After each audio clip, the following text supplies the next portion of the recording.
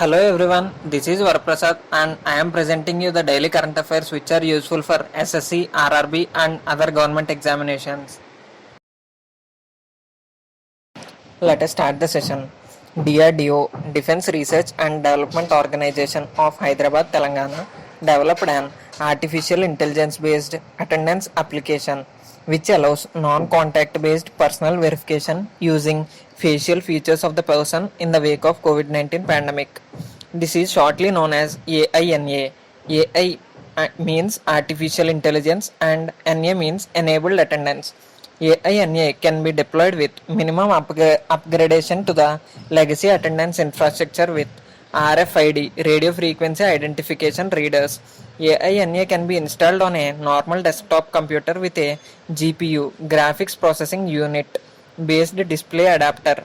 Existing CCTV closed circuit television cameras can be utilized for capturing facial images. Facial features of several thousands of employees can be stored in the computer, since for each employee the facial features are encoded in a small less than 25 KB file.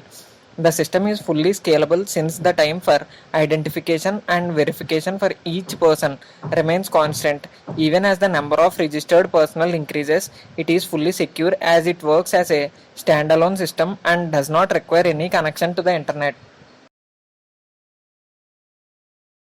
Indian Navy has formed Navrakshak PPE kit with innovative breathable fabric material. This PPE kit provides comfort to healthcare workers working against COVID-19 pandemic, wearing multi-layered coverall PPE treating patients within the hot and humid condition for quite 12 hours. The ability of the material to permit water vapor to undergo and stop the water from entering is understood as breathability. This PPE kit made by Surgeon Lieutenant Commander Arnab Ghosh from Naval Medical Specialist of Innovation Cell, Institute of Naval Medicine in Mumbai. The comfort properties of the material depend on their ability to transmit the water and vapor from the body and preventing the buildup of liquid on the skin. The PPE passed the synthetic blood penetration resistance test with 6x6. Government of India mandates minimum 3x6 and above as per ISO 16603 standard. Pressure certified for mass production and to be used in clinical COVID-19 situations. One of the static GK question is Chief of Naval Staff is Admiral Karambir Singh. More than 1 in 4 workers in rural India are unemployed, and the situation may worsen with millions returning to villages from the cities as the national-wide lockdown in the place to check the spread of coronavirus causes large-scale job losses. The rural job loss rate in the country rose to 25.09% in the week ended 24 May from 22.79% a week earlier, according to weekly job loss data from Center for Monitoring Indian Economy CMIE issued on Monday. This even as urban unemployment rate fell more than 4 percentage points in the same period. The rise in rural unemployment rate in the past fortnight comes even as economic activity limps back to normalcy with the government easing various curbs. However, labor economists believe it will take time for unemployment scenario to return to pre-COVID levels. India's crude steel output declined over 65% to 3.13 million tons during April, according to World Steel Association. The government imposed a national-wide lockdown on March 25th to prevent the spread of coronavirus pandemic, which has impacted production, demand, and supply of steel in India. The country had produced 9.202 million tons of crude steel during the same month a year ago, the World Steel Association said in a report. India had posted a 14% decline in steel output at 8.65 million tons in March as compared with 10.04 million tons in March 2019. Global steel output also declined 13% to 137.09 million tons as compared with 157.67 million tons in April 2019.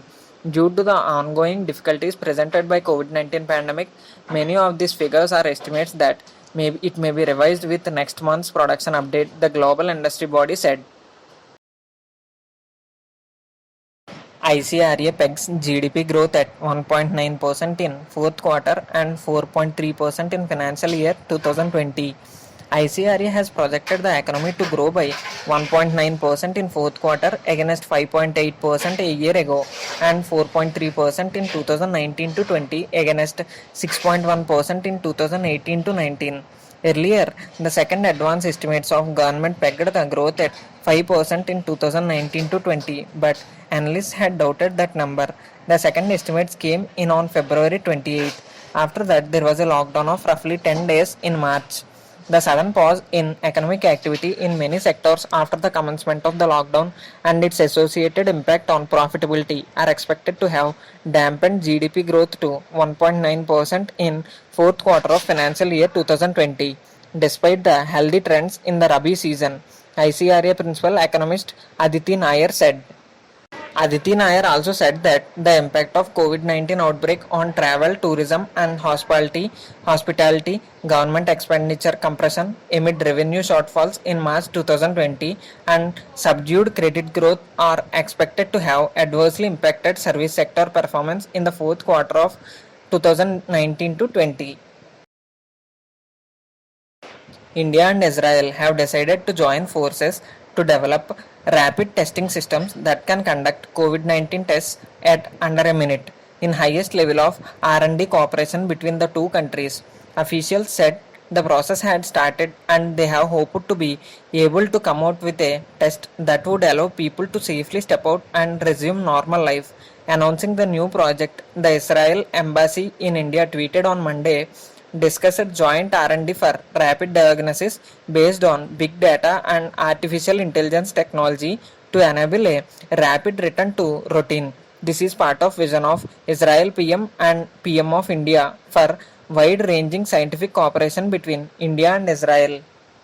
The interesting thing about the cooperation is that premier defense research organizations on both sides will be involved. Indian institutions like DRDO, Defense Research and Development Organization, and Council for Scientific and Industrial Research (CSIR) are likely to partner Israel's Directorate of R&D in the Ministry of Defense for the purpose. US Navy warship has successfully tested a new high-energy laser weapon that can destroy aircraft mid-flight, the Navy's Pacific Fleet said in a statement. Images and videos provided by Navy show the amphibious transport dock ships USS Portland executing the first system-level implementation of a high-energy class solid-state laser to disable an aerial drone aircraft, the statement said. The images show the laser emanating from the deck of warship. Short video clips show what appear to be drone burning. The power of weapon was not disclosed, but a 2018 report from International Institute for Strategic Studies said it was expected to be a 150 kilowatt laser.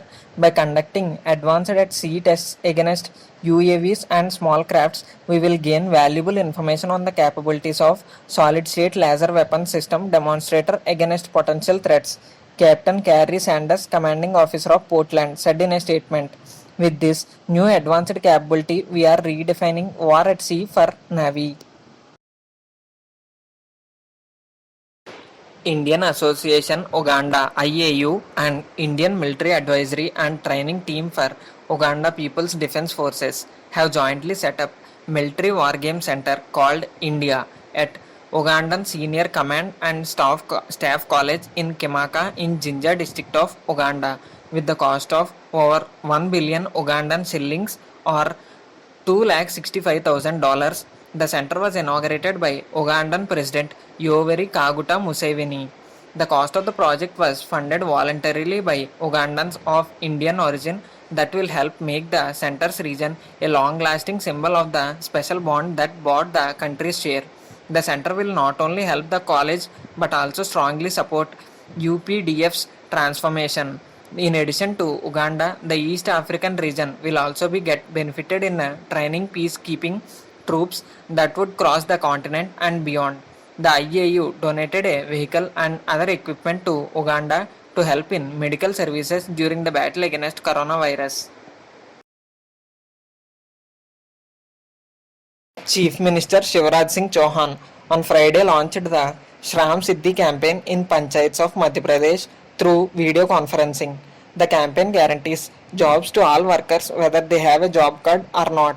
During his interaction with Sarpanchs across the state at launch of Sabko Milega Rozgar campaign to distribute the MGNREGA job cards in the state, Chauhan said the people in rural areas are more aware about coronavirus than their urban counterparts. Chauhan informed under Shram Siddhi Abhiyan, work will be given to every person in rural areas. For this, a door-to-door survey will be done and job cards will be made for those who do not have one. Unskilled laborers will be provided work under MGNREGs and skilled workers according to their ability, he added. He asked the village heads to ensure good quality community work in their villages as per local requirements.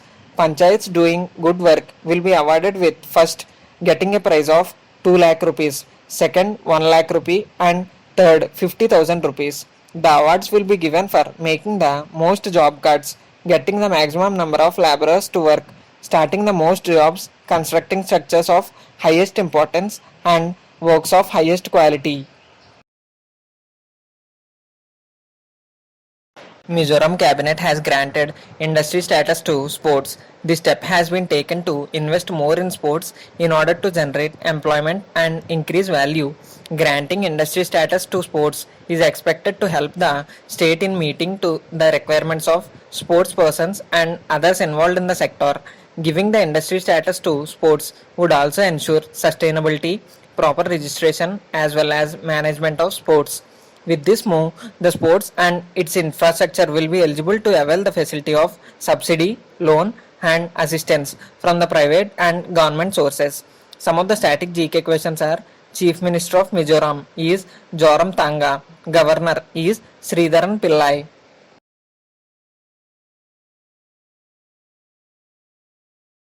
Uttarakhand becomes the first state to release report on conservation of endemic and threatened floras.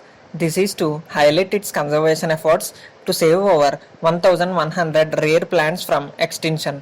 The project aims at germplasm conservation so that species remain conserved with Forest Department and also to promote conservation of plant species among the general public so as to end plant blindness. The report is one of the largest repositories of conserved plants and is carried out by Research Wing of State Forest Department. According to the Red List of International Union for Conservation of Nature or State Biodiversity Board, under this project, a total of 1,145 plant species are conserved, out of which 46 species are endemic to Uttarakhand and 68 species are rare, endangered or threatened. There are around 386 species conserved that have made medicinal properties. Currently, the extinction rate of plant species has reached up to 5 to 7 species per year, as per various estimates, owing to climate change, global warming, smuggling, and unplanned construction, among others, which will have very adverse consequences for future. An updated version of this report will be brought out annually in the month of April. Uttar Pradesh government has decided to set up a migration commission to help find jobs for workers returning home. Additional Chief Secretary said any state that wants laborers from UP has to seek its permission. Chief Minister Yogi Adityanath also said that other states will need permission from UP government if they want to make use of laborers from Uttar Pradesh. About 25 lakh migrants, workers and their families have returned to Uttar Pradesh from other states. At a meeting with senior officials, Chief Minister reiterated that his government is committed to a safe and respectable homecoming of workers and to provide them jobs and social security. The planned commission will look into workers' rights, prevent their exploitation, and provide an official framework to ensure socio-economic and legal support for them. Chief Minister said insurance, social security, re-employment assistance, provision for unemployment allowance are some of the factors that will be looked into by the commission. Flipkart announced a partnership with Vishal Megamart retail store chain to facilitate the delivery of essentials at consumers' doorstep in 26 cities across the country. The number will be further scaled to 240 plus cities in the next 4 weeks. Under the partnership, consumers across 365 Vishal Megamart stores will be able to order products and get them delivered at their doorstep. The products will be available as per government guidelines across all zones. Once a customer places an order through the Flipkart app, delivery executives will collect the products from the nearest Vishal store and deliver it at the customer's doorstep safely. This will help consumers stay indoors and maintain social distancing in the backdrop of ongoing battle against COVID-19. Our ability to work with modern retail stores across cities will give consumers access to relevant products while enabling doorstep delivery of groceries and essentials, said Flipkart Group CEO Kalyan Krishnamurthy. IL&FS Infrastructure Leasing and Financial Services Group sought expressions of interest from potential buyers to sell its entire 26% stake in gas-based power plant ONGC Tripura Power Company. The proposed sale is part of IL&FS ongoing asset monetization plan. Other shareholders in ONGC Tripura are Oil and Natural Gas Corporation Limited, which holds 50%, American Infrastructure Investment Fund, Global Infrastructure Partners, which owns 23.5% through its fund India Infrastructure Fund 2, and Government of Tripura that holds the balance 0.5% on a fully diluted basis. The last one of the session is Patanjali's digital platform Order Me starts with 10k daily transaction. Swami Ramdev's Patanjali foray into e-commerce through this app Order Me has started with average 10,000 daily transaction. The app went live last week. During first 4 days, we have got tremendous response with over 10,000 transactions on a daily basis. SK Tijrawala, spokesperson for Yoga Guru. The app derives its name for sacred sound and a spiritual symbol in Indian religions. OM, O for order and M for me. Since contactless delivery at door is becoming new reality, we expect this new delivery mechanism will help in achieving that. The new system is using Patanjali Ayurveda's base of 5,000 outlets spread across the country. Tijrawala mentioned that effort would be to ensure credible delivery through this. The company will use workforce at these outlets and also create additional jobs for completing the delivery chain. There are suggestions to include various products of other FMCG companies that are being considered. Patanjali's effort would be to provide a complete basket with goods from other neighborhood shops too. We are providing you the PDF of this entire session in the description box below. People who want to download the PDF can go to the description box and click on that link so that you can download the PDF. Thank you everyone. Please subscribe to our channel for more updates. Please give your valuable suggestions in the comment box.